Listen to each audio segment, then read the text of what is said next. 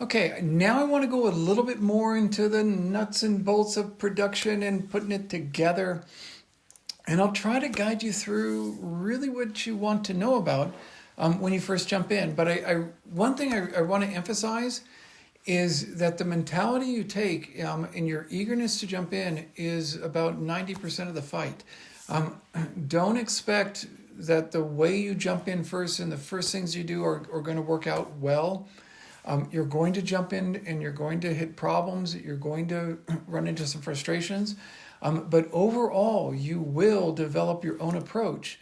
I'm just going to go through one that I've found is probably pretty easy to follow, and you also can adjust it and change it as you see fit. Okay, so let me jump back in and I'll go back into the PowerPoint presentation and show you some of the things here. Let me shrink myself down. And the first thing is to know that you're going to need certain equipment right from the gun, okay? Obviously, you're going to need a computer with a webcam or something on it that is going to video record you. You can use a webcam that's built into the computer. You can attach one to the computer. In my office, I've attached a webcam to my computer. Because most of our office computers at VVC, they don't have webcams, okay? Some of them do, but not really, okay? So I had to attach one, and that's how I made videos for years in my office. But many people are working at home, and they've got cameras built into their computers, okay? But you can use an actual, DSLR and record it. There are multiple ways to do that. So you need some kind of webcam or video camera or computer or something to record with. And now let me come back in for a moment, because this is something I know I emphasize a little too much, but I'm going to do it one more time. It's this little guy. Well, he's kind of a problem. That's the microphone. And I really want to encourage you. I do want to say that it is optional. Most computers and webcams do have microphones built into them. But it's very important to know that the sound is what you're going to be using to produce your captions. And if you want good, clean, accurate captions recorded automatically where you don't have to type them in, good sound is what's going to make the difference. It also engages the students far better than questionable sound. Good video with poor sound is almost an immediate turnoff, okay? But good sound and poor video, a student is much more likely to follow along. So improving the quality of your video, and it's done even with an inexpensive microphone. The thing about a microphone is that you can move it close to your voice, to the production of your voice. What I'm actually using for this is my iPhone. And you can see it's recording right now, okay? I'm using my iPhone, and I'm going to take the sound from here, the audio from here, and sync it up with this video. You don't have to do that. You can just plug a microphone in and make sure it's connected to your computer and turn up the gain to about 3/4 of a way, and you're in good shape, okay? And so the gain should be turned up a little bit. The gain is not the same as the volume. I won't go into all that stuff because I actually don't understand most of it. But if you have a microphone and it has a gain switch on it, like this one does, on the back here, you can turn the gain up to a little bit past halfway. That'll make it a little more sensitive. And that should work well. It will record your voice better than the microphone that's built into the computer. It will always work. And then you'll have a much easier time, putting your captions together. Let me shrink myself down again. And so a microphone is a really good idea. It is optional, but boy, is it a good idea. Okay. Is framed and it's quiet. Now, what I mean by framed, let me come back in here and quiet. Right now, believe it or not, I'm now recording from home and teaching from home, my computer from home. This is not the greatest setup. This is actually not a very good setup. This is like a B-. I have ambient noise. I have an echo in this room that does affect the quality of the sound. Okay, so that's a bit of a problem. I'll try to address that. But also, I need to work a little bit more on my wall here. What I see with a lot of instructors is they haven't given too much thought to where they're filming. Now, you don't need a studio, but you should, in some regards, have yourself framed. So I've placed this board right here so that students have something that they can gaze off on. In most cases, some of the principles of video production, of framing, is you are the center of what people focus on when you're there, okay? When you're not shrunk or disappeared. You can do that with your video. If you're dominating the screen like I am now, students look to you first, but it's also a reality that they gaze off somewhere else. You should give them something to gaze off into. Now, in many of the videos I've seen from instructors, they have books behind them and other things. That's great. It sets a stage. You do not need to go and get a fancy green screen and do all these other things, but you should give some consideration to framing yourself, to giving some kind of contrast. With this, I've done the most basic things, which is I went and got a little board that I could, put the subject of the talk on. And with each talk I put together, I'll be changing the subject that I write there. That's a place where they can gaze off. Clearly, as an instructor, I would be the primary focus, but I know darn well they're going to be, I'm not that interesting. So give them a place to look in some books or something else, or some kind of background. Okay, not your bedroom in the background, or your kids eating breakfast or something like that. That I'm sure your kids are cute, but you don't want them in the background, probably. A phone. If you want to use the phone, this little guy, I really want to make it clear, this is a perfectly functional recording device.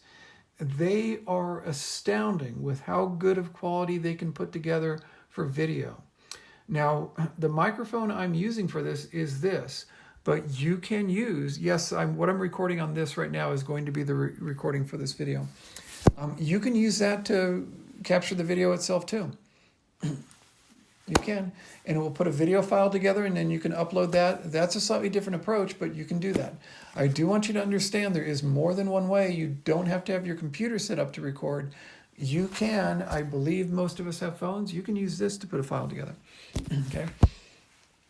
Now for software, the two types I mentioned before, Screencast-O-Matic and Studio, and let me go into those. I promised you last time I would touch on those, and now I'm going to do it. Okay, here we go. Let me go to the Screencast-O-Matic website and show you. And let me put myself in the trash can over here. And let me go to Screencast-O-Matic. This is what you're going to get for a screen, where you're going to start. If you go to their website, there's a place to store. They will house your videos for you, any images, and you can put them in folders, and you can have channel there. You can throw it in the trash. They've got a nice little setup here. And I want to show you this. Let me move this over. This is a place where you can take shots of things, take pictures of things, and you can do that. I encourage you to give it a try. But here's where you start the video up, and here's where you can do the editing of the video. This is all available through Screencast-O-Matic. This is my account. I've actually paid for one, but you don't need to do that. You really don't, okay? So I've been using it for a long time, and I paid for an account, and I think it's like $39 for a year. That's just a couple of lattes. But here's what you get if you punch in Screencast-O-Matic. It takes you to this site, and notice that you can record for free up to 15 minutes. And then you put your videos in, and you put that's my email address. But that's my account, and if you want a free one, you can do it.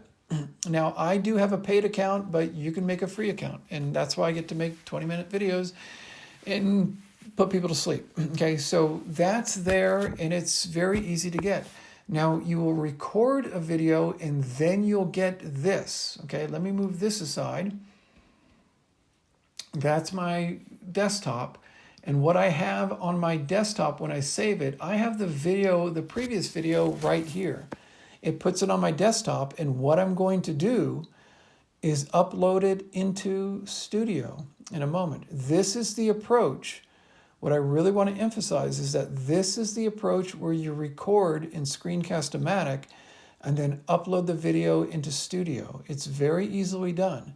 The other approach is to record straight in Studio, and it will plop the video right into Canvas. So you can use either one, but you get a little more functionality if you go through Screencast-O-Matic rather than use Screencast-O-Matic through Studio. Now let me go into Studio. So this is the one that I use is Screencast-O-Matic. Camtasia is a much better software program. I've heard from those who have used it, but it is more expensive. And so I encourage you to be kind of risky and go for it. Give it a try. Again, people who know more about it than I do, that's what they use. Now, this is my account, and I want to point out right here, this is the version of Studio or the location of Studio that you want to use. What you don't want to use, if I go into one of my classes, for example, I'll go into one right now, and this is a sandbox right here, and notice that it will make Studio available in the course menu. That is not the one you want to use, okay? You don't want to use Studio from the course menu, okay? Boy, they took it away. But it's oftentimes listed right in here, and you don't want to use it from that. You don't want to use it here. You want to use it from your global menu right here. So the one I couldn't just find, yeah, you don't want to use that, okay? Again, it's usually listed right in here, but you don't want to use that. Instead, you want to use this one. This is in your global menu, and this is what you will get, okay? And this is a place where you can house all your videos. And notice I'm a bit of a video junkie. This is a file of all the lectures I've put together on Washington Black. This is a novel, the one on college, or One Book, One College. I'm taking part in that with some magnificent other instructors. That's where I put the videos on that. And I have a unit I teach on civil rights, and that's where I put those. And these are my grammar ones. And God forbid, if you need some sleep, come on over and I'll play some of these for you. Here's where I have my Antigone videos. And these are just file folders, essentially, where I have videos housed. And these are all the videos I've made on civil rights, and I keep them all in here. Okay, so I have one when I'm going to use it next semester on Du Bois right here. I might refilm these. If I do, what I'm going to do is come over here and delete this guy if I redo it. Once I redo it, I'll delete it. But until then, I've got it ready. Okay, so it's ready to go. That is the magnificent thing about Studio. It acts as a place where you can record and store your videos. Now, one of the things I was just showing you was the fact that I had recorded a video and I kept it on my desktop. So notice there's all these files here, okay? Why don't we go ahead and upload that video into Studio right now? And so let me go in and let me lower my screen down, and you can see this in the upper right-hand corner. This is where all the magic happens. And let me come back in here, and it's right above me. First, you're going to see collection, and then you're going to see record, add, and search. The first thing I'd like you to do, I suggest, is to make a collection. That is a file folder. That's what that is. It's a file folder for your videos in Studio. So even before you start recording, I would urge you to think through what types of collections you want to produce. And mind you, you're probably going to think, oh, I have some lessons on this, I have some lessons on that, and that's going to take a while to record all that. It's going to take a little while, okay? But that's great, to think ahead and plan ahead and think about how you're going to be producing these videos. That's the way to go. So let's go ahead and add a file folder to what I've already got. And I will call this video for instruction. There it is. And what it's going to create for me is a file folder. And now I'm on the inside of the folder. Okay, there's nothing in here yet. Notice it gives me the option to add a video, and that's great. I'm not going to do it that way, but that's a great thing right down here. But what you also have is up here in the right-hand corner, a place to add and move your videos up. That is what I use. But again, I really want to emphasize, you can use this button up here in the upper right-hand corner, right above my head. Let me see if I can move there it is, right there. Okay. Or you can use this video over, or this button right over here. Okay. So up here or down here. Okay. And that's up to you. But now let's take a look. Let's go back to my library and my file folders for all of them. And notice that I do now have a file folder right here. Okay. That's what it is. That's the file folder. There's nothing in there. Nothing to see here. And let me do this. Let's go back here.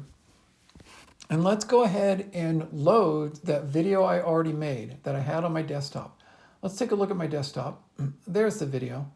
That's the one I recorded right before this one. And I want to get that thing up on my computer. Okay, or up in my studio. There it is. Okay, you go over here. You stay put. I grabbed the video right here. This is what I produced right before I started this one. And I dragged it and I dropped it over to this cloud over here. Okay, notice it gives you, let me put this down for a second and point out, it gives you these two options. One, it gives you a YouTube video. You can grab a YouTube video and move it over to your Canvas studio. You can. Get the URL, that's the address at the top of the screen. Get that, paste it in there, and you're good to go. That'll put the YouTube video right in your Canvas studio. That is honestly not that useful. You could have just given them the link to the YouTube video in the first place. You didn't need to load it into Canvas. It's pretty neat though, but you can use it, no matter. This is the place where you can drag and drop your own homemade videos and put them here. And bang, I'm loading a video. It takes a little while. It doesn't take that long. It's loading it right now. You can see this over here, right over there. It's getting loaded right now. Okay, and it's only going to take a little bit of time. It will be done before we're done with this video, I hope. But it's getting done, and it's just loading the video up. Now, what I'm going to be able to do is put captions on it and everything else. But I really want to emphasize something here. If you just want to record the video in Studio itself, you can. And it works much the way that Screencast-O-Matic works. But you're going to go over here and go to this, the record button. Okay, which I'll start that up in a moment. I'll wait until this guy over here is all done loading. Okay, when he's done loading, I'll take you to the record and we'll take a look at that. But it's very important to see that this is going to be loaded up as a video. It's not going to be in my file folder yet. It's just going to load it there as a video, and there it is. Okay. And it's still getting processed. It's loaded up there. The file's up there, but it's got to get processed or rendered or whatever. But what you can do is we're going to move this video into this file folder. And it's so easy to do. Okay. You just, move it over. And let's go ahead and give it a moment to get there. It's not quite processed yet. I'll come back to that. This little guy right here is extraordinarily important. This little guy is dangerous. That's how you get rid of your stuff. If you have some crimes in video that you want to get rid of, that's how you do it. But this little thing I'll show you while this is processing. This gives you a URL and an embed code. That's what that little split does. This little alligator right over here, and let me go over to him, okay? And he's right there. That little alligator is going to give you an embed code and a URL. That URL is good within Studio. It's good within it. Nobody can get to it from outside. Don't worry that your grandmother over in Alabama is somehow going to, go on YouTube and see you on video and go, oh my gosh, my son or daughter is a famous movie star. No, that's not going to happen. It's going to give you a URL that's useful within Studio. It will also give you an embed code that is useful within Studio, okay? So let me finish with that. Let me show you that. And here it is. Create a public link. And notice what happens right when I click on this. Oh my gosh, there it is. And the first thing that you see right down here is the URL. That's what that is. That's just like the address that you see at the top of the screen when you're looking at a YouTube video or any kind of web page. That's what this is. Right below it, bump, that's the embed code. That's what I usually use, but it's entirely up to you. The URL is the address. This is the address for the the video. That's just like the YouTube video, the YouTube address that you see in the top. The embed code allows you to see the video a little bit bigger, and I like it better. I'll show you that in a bit. So I'll show you that in one of the next videos. Okay. But let me just cancel that. But notice that is right over here at that alligator mouth. That's where it is. You can download the video back on your computer. Why you would want to do that, I don't know. And here's where you can erase it. If you committed some crime against video instruction, you can get rid of it there. But the alligator mouth is the important aspect. The other thing I want to show you, and I'll probably take this up in the next video. In fact, I will, because I've already gone over my 20 minutes. Are these things. I'll take some time to show you each one of these things, because these guys right here are extremely important. Okay? All right, so I'll be back in the next video, and we'll go over how you're going to save that and what you're going to make it look like. And this applies to whether or not you record it in Studio or if you record it in Screencast-O-Matic and then load it in. And so the big thing is, I want you to see this. Well, let me show you this. I didn't do this. I'm a little bit over, but I want to show you this. I did not show you this yet. We have not moved this into here. And notice we cannot drag and drop it. It doesn't go. It's got duct tape on it, okay? This is what you need to do. And this is the very, very, very important thing to know about, is this little kebab right there. Notice it gives you these neat things to do. You can create a quiz. What the heck? Share the media. There's that alligator again. You can move it, or you can replace the thumbnail to put something up where, you did your close-up, or you can get rid of it again. I'll go through all of that and how to put the captions in the next video. Stay tuned.